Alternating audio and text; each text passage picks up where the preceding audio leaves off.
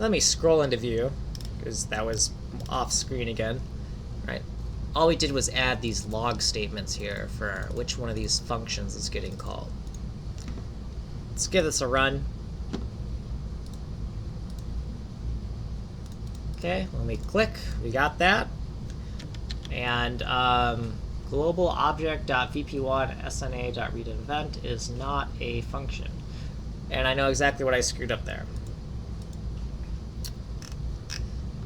Read event right here. Well, first of all, there's a few problems. The first one being is that this is private.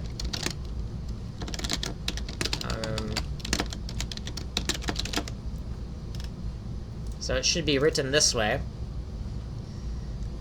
The next problem is we need to somehow export the public functions.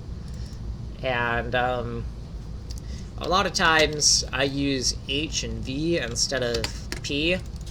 So H for hidden, V for visible.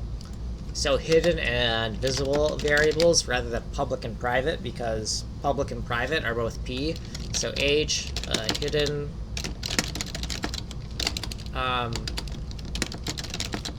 hidden variables, and then V, visible, and then exported / public functions. So something like this. And we're going to make some of these functions visible. So read event is really the only one I want to be visible right now. So this dot read event equals read event. So it's basically, this is like a little function pointer, right?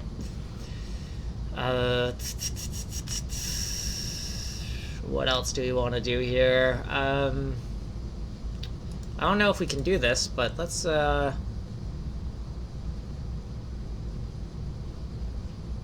I don't know, can we do like a, so we don't add any properties on it, can we do like object.seal on this like that? That seems a little bit weird. I'm not gonna risk it. Let's just write it like that.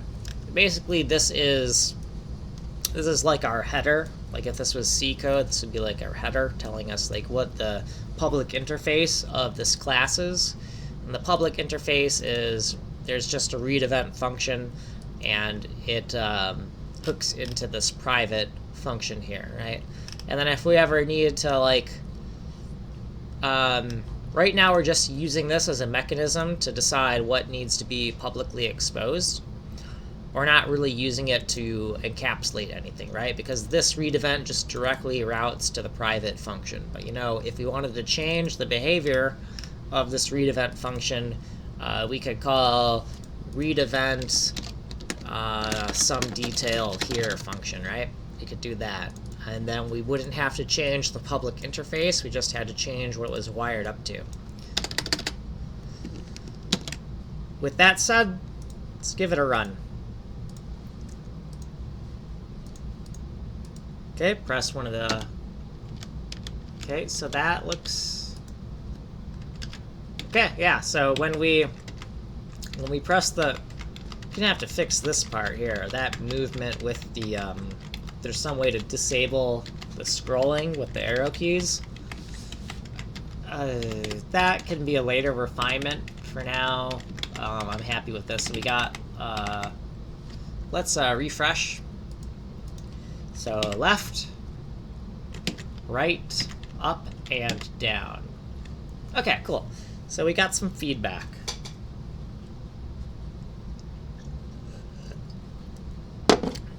The next part is updating these graphics. Well, actually, it's not... Well, it's updating the graphics, but it's also updating the viewport position. So let's put right here, we're gonna the exact grouping of, you know, how you want to do this. So we could do like update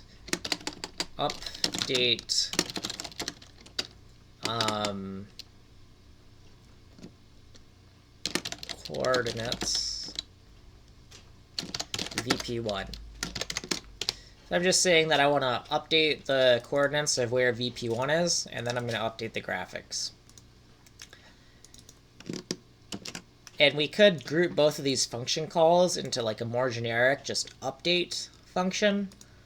But for now, unless I need these two function calls somewhere else, it just makes no sense to add more surface area to my code to create a function that I'm not even going to use in more than one place, as far as I'm concerned. Okay. Okay. So function update. Well, actually, we have it on the clipboard. What am I doing? So update coordinates of VP1. And viewport 1 should be in our global data. So, did we just call it global objects, global data.vp1? I'm not sure we did. Let's take a look up here in our global data. Okay, rec vp1 is what we called it. Yeah, I didn't think we just called it vp1. Okay, so we'll stick with rec vp1 as, right, we don't want to create more variable names. We don't want to have two variable names for the exact same data, right? So that's why these should match, right? So we shouldn't do this because this is the same data, so why are you giving it a different variable name? Okay, well, I guess sometimes I do like to keep things shorthand, right? So I did it here. But that's probably because this line length was getting a bit long and I didn't want to go over my column limit. But in general, you know, unless you have some reason for why, keep these the same, right? Because then when you double click it, you can tell where that data is going. You can see the connections better. Okay, so what's the calculation here? Well, first we need to expand the tile exponent into a like width and a height, or a span. So we'll call it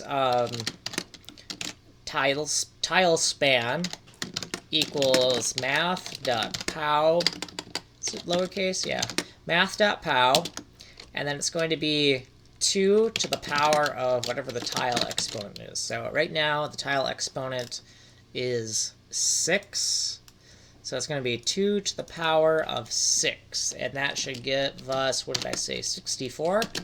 I don't really know my powers of 2 that well, but starting from 0 is 1. So 1, 2, 4, 8, 16, 32, 64. I was counting on my fingers, so I got 7 fingers up, and we started at 0, so that's 6. So yes, 2 to the power of 6 is going to get us a 64 by 64 viewport size. So with this tile span, the next thing we want to do is figure out what does this tx and ty turn into in terms of pixel coordinates. So it would be var, actually we could just do, now let's keep it x0. So x0 equals the private tile x times the tile span, right? So if it's if we've decided that the tile size of our camera viewport is 64 by 64, if tile x is 0, 0 times the tile span of whatever it is, it's still going to be 0, right? And then if tile x is 1, then we're on the tile that comes after tile 0, and its origin would start at 64. So another thing we want to make sure of is tx times tile span do we need to floor this value? Is there any reason why we need to do like a math.floor? I need to think about that for a second.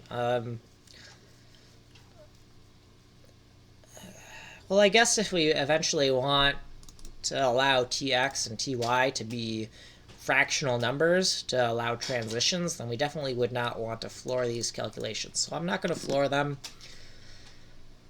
Do I need to subtract 1? Is there any off by 1 errors? Nope, there isn't. Okay.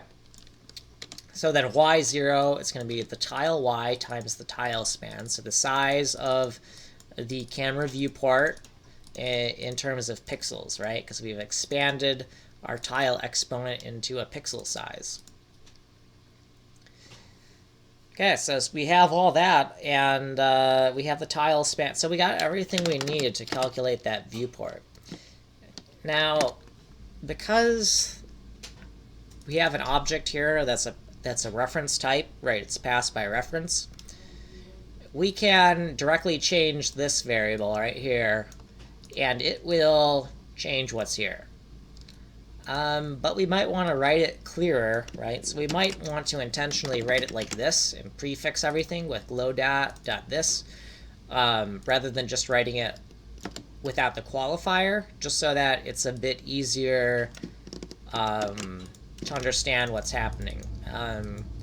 Also, depending on what language you're working in, like if this was like C code, this would be taking a copy of this on the heap, and it would just be putting a copy on the heap, and then you'd make some changes to this, and it wouldn't actually change what's on the heap, and be wondering what the hell is going wrong. So I think that this is more explicit, makes it easier to read, and then when I'm transcribing this code to C later, I'm not gonna be like, what the hell? So I'm gonna keep that, and we're gonna take that rectangle format. So the x is 0, y 0, that's going to stay the same. And then the upper bounds, we're just going to add the length of the viewport in pixels. And now we have to think about if this is going to give us any off by 1 errors. So really quick, the way to think about this calculation here is, okay, well, what if we had a 1 by 1 pixel viewport? Okay, well, if we had a 1 by 1 pixel viewport and the viewport just happened to be at 0, 0, then this would be a 0, this would be a 0, and the viewport is a 1 by 1 pixel viewport, so it starts at 0, 0, and then it ends at 0, 0 as well.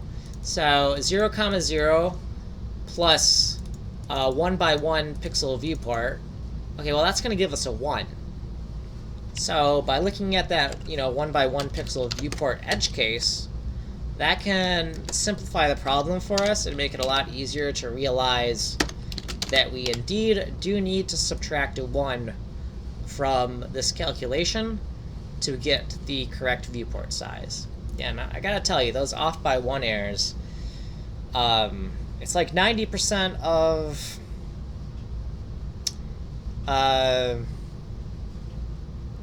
it's like,